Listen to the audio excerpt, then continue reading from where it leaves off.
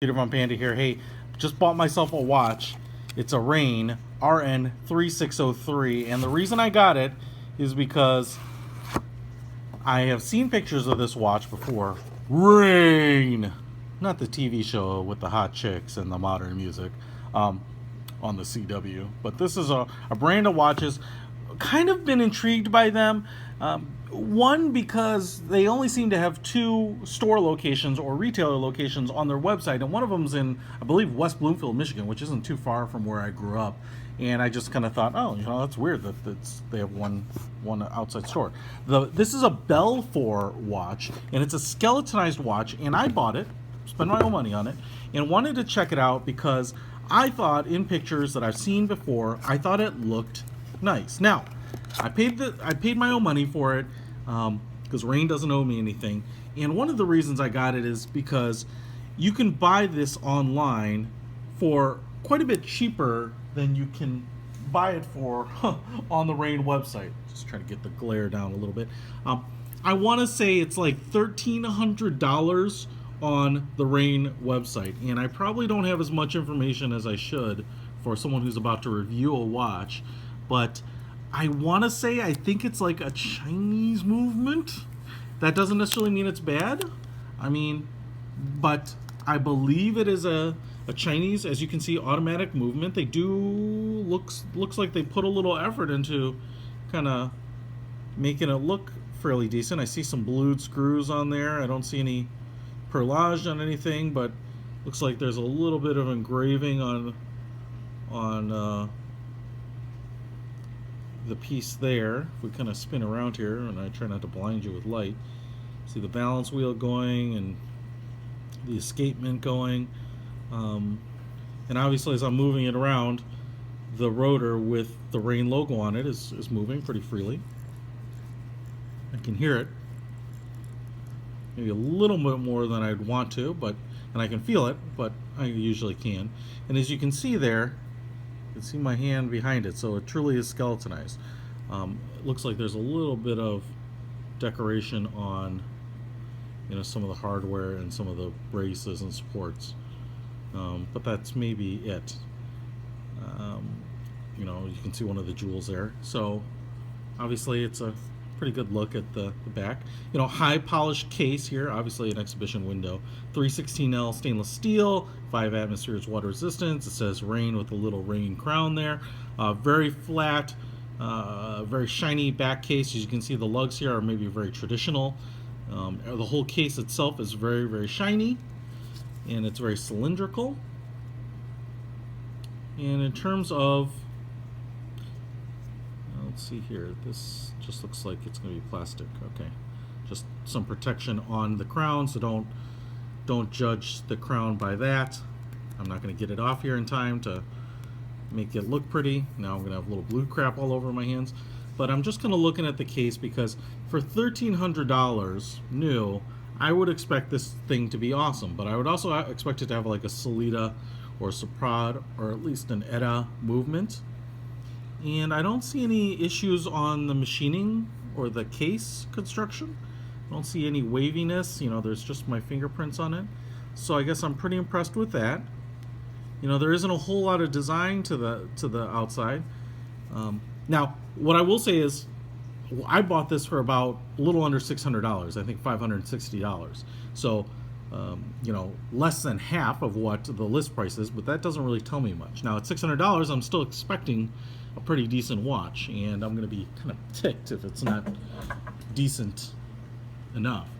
So if we kind of look at the front, this is what sold me, and now this Belfour watch style has, a few different cousins, mostly in just kind of different color schemes. So this is obviously a blue, but I think it also has like a silver and a black, and these kind of supports here, let me kind of show you. So we have kind of like these machined supports with blued screws, 3 of them, holding up kind of this inner ring. But really just supporting it, it looks like, because it's connected here where you see the Rain logo on the side in high polish. You have these little pyramidal hour markers. It is a mineral crystal with sapphire coating. And again, at this price point, even at the $600 price point, that's a little bit disappointing, to be honest. Although I'm sure it'll hold up fine, but again, like I said, you know, even a full-on sapphire crystal these days is not super expensive, so that always kind of infuriates me to some degree. I do like the bluing on the screws, and I think these high polished, or not high polished, but these kind of satin finish supports here give it a little bit of like a Tag Heuer Carrera look. There does not appear to be any type of anti-reflective coating on the crystal. So you can see the crystal's curved, probably double curved. I'm not getting magnification. But then you have this kind of royal blue, which kind of looks like an anodized blue on the inner dial.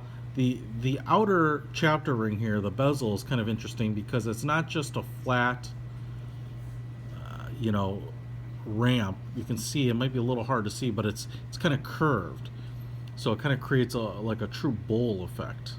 You can kind of see it here where the cutout is for that support. You can see that it's curved like this, so that's interesting. The blued hands I kind of dig.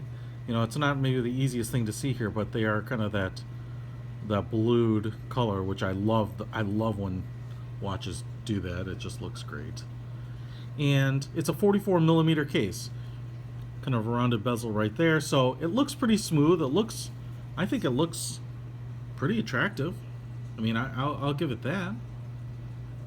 If you kind of look at the movement here, and again, skeletonized, so if I kind of move my hand away, you can obviously see all the way through the back, but there isn't as much in terms of a complete look through all the way through the back, primarily because that rotor is always covering up half of the window, so you can see all the way through. But the contrast of the mechanicals, again, no perlage, but you can see a little bit of engraving on kind of the visible portions, and then you get a little bit of that silver alloy and with a little hint of the gold tone on some of these other pieces. And I think overall it's a pretty successful look. I mean, I wouldn't call it the most successful look ever. I think, you know, like the Louis Vuittons have done a similar look before that I think looks really, really great.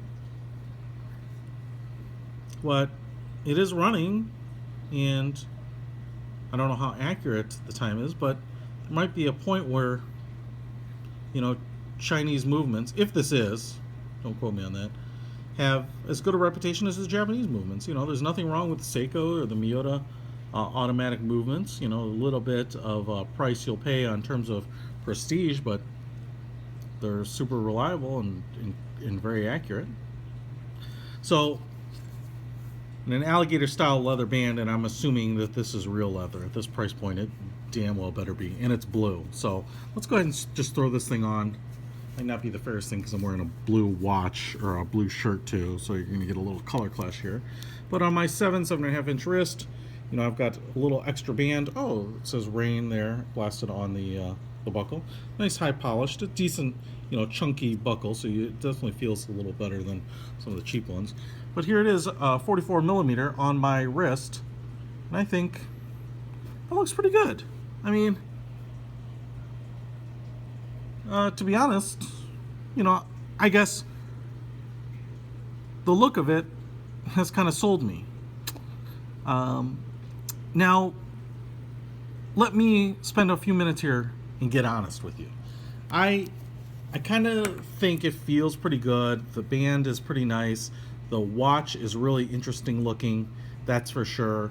It has an automatic movement, and they do a good job of kind of showing that off. What I will say here is I'm not sold. I'm certainly not sold that this should be a $1,300 watch. Not with this movement, right? And I'm not sold that it should be a $560 watch either. I would say it doesn't fall in the category of a cheap watch to me. You know, if you told me this watch is $100, I'd be buying them all day long. But And what I don't really know is the movement and the history there and kind of its reputation. But my guess is kind of that, the construction of materials and everything, it's missing a Swiss movement, it's missing a sapphire crystal, and I feel like this should be more in the $200 price point, $250 maybe, So I think a good effort. I think this company Rain is obviously putting out some interesting designs, and I don't know how popular they are. This is the first one I've ever seen, but just wanted to show it to you.